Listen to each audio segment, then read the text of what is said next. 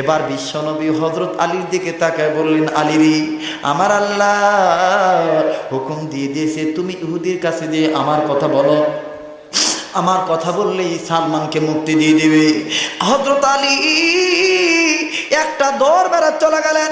ওয়া মুসলমান ভাইরা রে, আলী সাহাবী ইহুদির বাড়িতে যাইয়া ইহুদিকে ডাক দিয়ে বললেন, চাচা গো, নবী বলছেন সালমানকে মুক্তি দেওয়ার জন্য, আপনি জলদি করে তাকে জামিন দিয়ে দেন।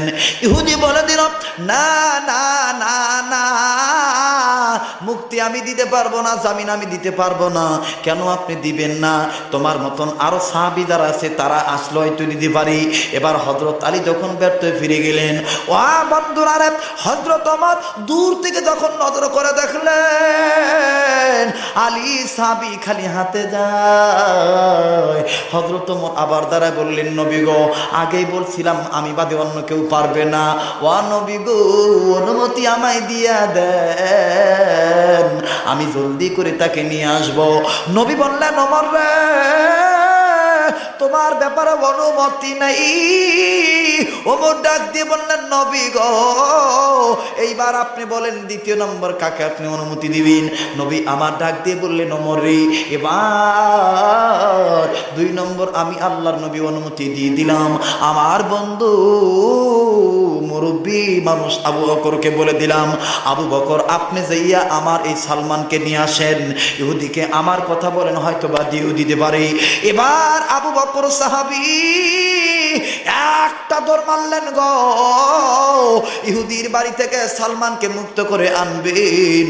কিন্তু দেখেন বাজান, অনেক লম্বা কানি লম্বা করতেছি না, হযরত সালমানের বাড়িতে যাইয়া আবু বকর সাহাবী ডাক দিয়ে বললেন, চাচা গো, আলী আসছিলেন, আলীকে কেন দেন নাই?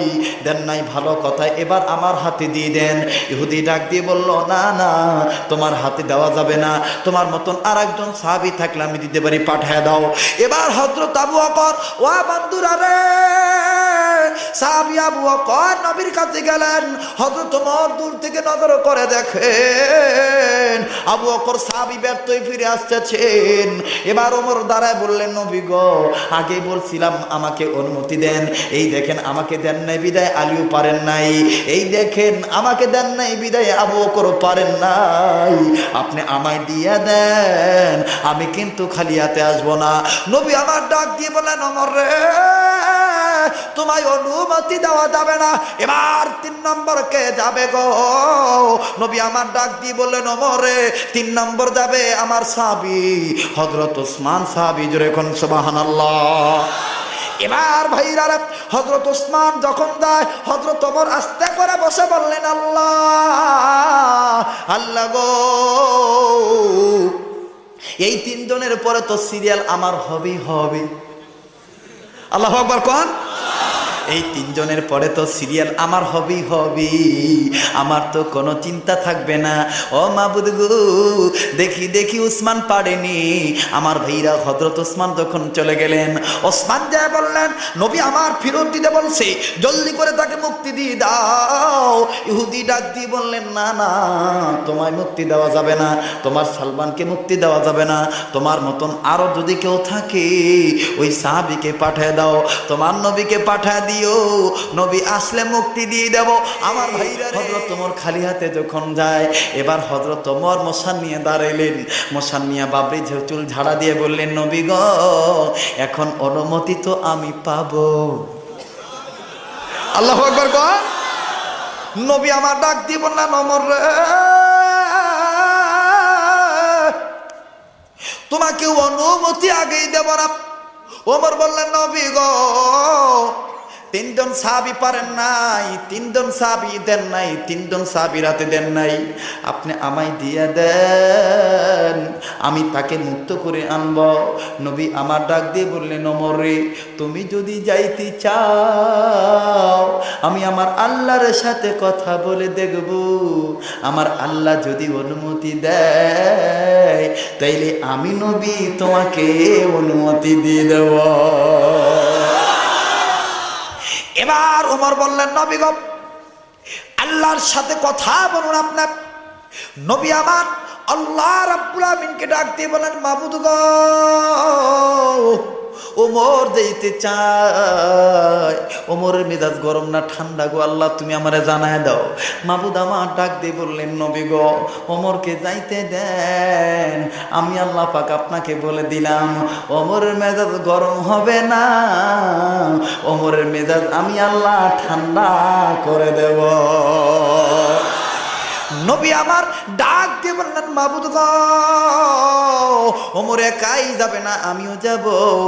আল্লাহ পাক ডাক দিয়ে বললেন নবী গো ওমর থাকবে আপনার পিছে পিছে, আপনি থাকবেন আগে আগে। ও নবী গো এমন একটা ঘটনা আমি ওই ময়দানে ঘটাবো যেই ঘটনাটা ইতিহাসের পাতায় স্বর্ণালী অক্ষরে আমার কুদরতের খেলা লেখা হইয়া যাবে। আমার ভাইরা এইদিকে হযরত ওমর বাড়িতে গেছে, নবী বিশ্বাস করেন না ওর মাথা গরম হবে না, ওর মাথা ঠান্ডা থাকবে, এই কথা বিশ্বাস করানোর জন্য হযরত ওমর বাড়ির ভিতরে গেছেন। আমার ভাইরা ওমরের যত তরবারি ছিল হযরত ওমর প্যাকেটটা আমার ভাইরা প্যাকেট করলেন তরবারি। ভাইজান ওয়াদা করে যাচ্ছি এই রণভাগা এই এলাকায়, এই বাজার এলাকায় আমি বারবার বলে যাচ্ছি বাজানদি, আবার যদি আমি কোনোদিন আসি গো ওমরের আজিবাজির তথ্য আমার এই জীবনীতে জানা আছে বাজান। ওমরের ব্যাপারে সাংঘাতিক ওয়াজ আমার এই সেন্সে আমার আল্লাহ দিয়ে দিয়েছেন বাজান রে। ওমরের কয়টা তরবারি ছিল, ইসলাম গ্রহণ করার আগে কয়টা, ইসলাম কবুল করার পরে কয়টা। ও বাজান রে হযরত ওমর কেমনে ইসলাম গ্রহণ করলো, বাকি কেমনে কথা কয়, ওমর বাঘের যাতে কেমনে কথা বলে, আল্লাহ যদি কোনোদিন আবার আমাকে এই বাজারে আনে আমি আপনাদেরকে হযরত ওমরের তথ্যরা জানা দেব গো বাজান। আজকে আমি এই দিকে লম্বা করব না, কারণ আজকের ক্যাসেটটা আলাদা একটা ভিন্ন ক্যাসেট হইতেছি। ও মুসলমান ভাইরা হযরত ওমর সাহাবী বাড়িতে যাইয়া তরবারি প্যাকেট করলেন, প্যাকেট করিয়া যত তরবারি ছিলেন আমার ভাইরা এই তরবারিগুলো জড়ো করিয়া আল্লাহর নবীর দরবারে মাথায় নিয়ে দাঁড়াইছেন। নবীজি যখন ঘর থেকে বাইর হইলেন নবীজিকে ওমর সালাম দিলেন, ওমর নবীকে সালাম দিলেন, উভয় সালাম আদান প্রদান করলেন। এবার হযরত ওমর বললেন নবী গো এই নেন তরবারির বোঝা দিয়ে দিলাম। নবী কই কেন দিলাম? ওমর ডাক দিয়ে বললেন নবী গো আপনি বলতেছেন আমার মেজাজ গরম হবে ঠান্ডা থাকবে না, ইয়া রাসূলুল্লাহ ইয়া হাবিবাল্লাহ আমি আপনাকে বলে দিই আমার এই তরবারিগুলো আপনার কাছে জমা দিলাম, আমি খালি হাতে যাব, আমার মেজাজ গরম হবে না। নবী আমার ডাক দিয়ে বললেন ওমর রে তুমি যদি আমার কাছে কথা স্বীকার করো তরবারি জমা দেওয়া লাগবে না। ওমর বললেন কেন নবী গো? নবীজি ডাক দিয়ে বললেন ওমর রে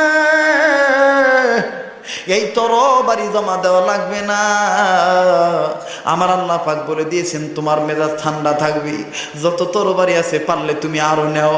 ওমর বললেন নবী গো তাইলে কি আমি যাব? আল্লাহ নবী বললেন ওমর এত ব্যস্ত হই না, আমি আগে থাকবো, তুমি আমার পিছে পিছে থাকবা। এবার বন্ধুরা রে নবীর সমস্ত সাহাবীদের লইয়া আল্লাহ নবী হাঁটি হাঁটি পা পা করে যখন রওনা হয়ে গেলেন আল্লাহ নবী আস্তে করে বাদান সালমানের ওই ইহুদির বাড়িতে গেল।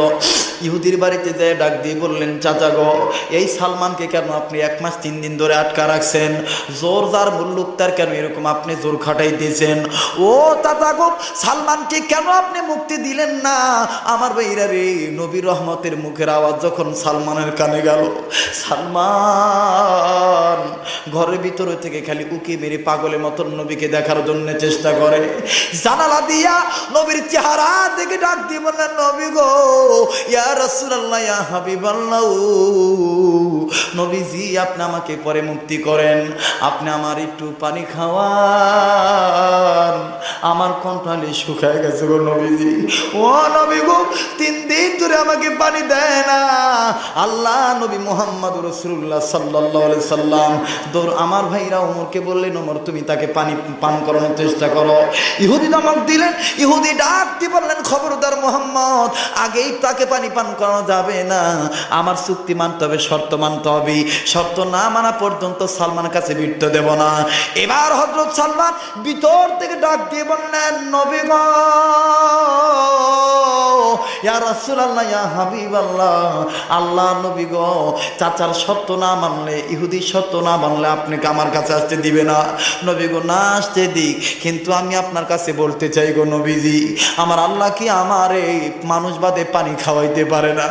আমার আল্লাহ কি মানুষ বাদে আমার কাছে পানি পৌঁছাইতে পারে না? আমার আল্লাহ কি আমারে পাত্র বাদে পানি দিতে পারে না? আল্লাহর কুদরত কি আমার কাছে আসতে পারে না? নবী আমার ডাক দিয়ে বললেন, সালমান তুমি চিন্তা করো না। আল্লাহ নবী আল্লাহকে বললেন, আল্লাহ সালমানের কাছে তো ভিড়ার জন্য আমাকে দিচ্ছে না। রব্বুল আলামিন ইলহামের মাধ্যমে নবীকে ডাক দিয়ে বললেন, নবী গো, যেই সালমান আমার জন্য, আমার দিন কায়েমের জন্য, আপনার আদর্শ গ্রহণ করার জন্য নিজের বাপ মা ছেড়ে, দেশ জাতি ছেড়ে আমার কাছে আসতে পারলো, আমি আল্লাহ তাকে কেন বিনা মানুষে পানি পান করাইতে পারবো না? ও নবী গো, সালমানের শাহাদাত আঙ্গুল বাড়ি করতে বলেন, আল্লাহু আকবার। সালমানের ডান হাতের দুইটা আঙ্গুল রেডি করতে বলেন, এই দুইটা আঙ্গুল বিসমিল্লাহ বলে সালমানের মুখের ভিতরে দিতে বলেন, কালেমা শাহাদাত পড়তে বলেন, আমি আল্লাহ রব্বুল আমিন বলে দিলাম, সালমানের দুই আঙ্গুল মাথা দিয়া আমি আল্লাহ দেখেন কি তৈরি করে দেই। ভাইজান, এইবার হয়তো সালমান দুই আঙ্গুল মুখের ভিতরে যখন দিল, বিসমিল্লাহ বলে টোশন মারলেন, আমার ভাইরা বিশ্বনবী সালমানের চেহারার দিকে নজর করে দেখি, কি সুন্দর সুশ্রী চেহারা হয়ে গেছে। নবী আমার ডাক দিয়ে বললেন, সালমান এত খুশি কেন? ও সালমান, তুমি কি কোনো কিছু পাইছো নাকি? সালমান ডাক দিয়ে বললেন, নবী গো, আমি আমার দুই আঙ্গুলের মাথা দিয়া, এক আঙ্গুলের মাথা দিয়া সুমিষ্ট পানি পান করতেছি, আর এক আঙ্গুলের মাথা দিয়া আমি জান্নাতি মধু পান করতেছি। আমার ভাইরা, আমার বন্ধুগণ, এইবার বিশ্বনবী ডাক দিয়ে বললেন, সালমান তুমি থাকো তোমার দরবারে, দেখি ইহুদি চাচা কি শর্ত দেয়। আমার ভাইরা, বিশ্বনবী হাঁটি হাঁটি পা পা করে আগায় যেয়ে বললেন, ও চাচা, আপনি জলদি করে বলেন কি অনুমতি আপনার লাগবে, কি চুক্তি সই করা লাগবে, কি চুক্তি মানলে কিভাবে আপনি এই সালমানকে মুক্তি দিবেন? ইহুদি ডাক দিয়ে বলেন, মোহাম্মদ, আমার চুক্তি হইল, এই যে মরুভূমির বালি দেখতেছ, এই বালির দেশে 1000 বিচি লাগাইতে হবে, এই বিচি গাছ হবে, এই গাছে খাজুর ধরবে, এই খাজুর পাকবে, সেই খাজুর আমি খাবো, তারপরে সালমানকে মুক্তি দেব। আল্লাহু আকবার, জোরে কোন। বললেন, এই 1000 গাছ লাগাইতে হবে মরুভূমির বালির দেশে, এই গাছ বড় হবে, গাছে খাজুর ধরবে, এই খাজুর পাকবে, তারপর আমি খাবো, তারপর সালমানকে মুক্তি দেব। হযরত ওমরের মেজাজ যদিও ঠান্ডা, কিন্তু নবীর দিক তাকায় বলে, নবী গো, হ্যাঁ কয় কি, হ্যাঁ কয় কি, 1000 বিচি লাগাইব, এই বিচিতে গাছ হবে, এই গাছে খাজুর ধরবে, এই খাজুর পাকবে, তারপর খাবে, তারপর সালমানকে মুক্তি দিবে, অনুমতি দেন, ওরা জম্মের খাজুর খাওয়ায় দিই। আল্লাহু আকবার কোন। এইটা ছিল রসিকতার রাগ, এটা ছিল রসিকতার রাগ, এটা কিন্তু ওই রাগ না, মানে রসিকতা করে নবীকে বলতেছে, নবী গো, অনুমতি দেন, ওর জম্মের খাজুর খাওয়াই।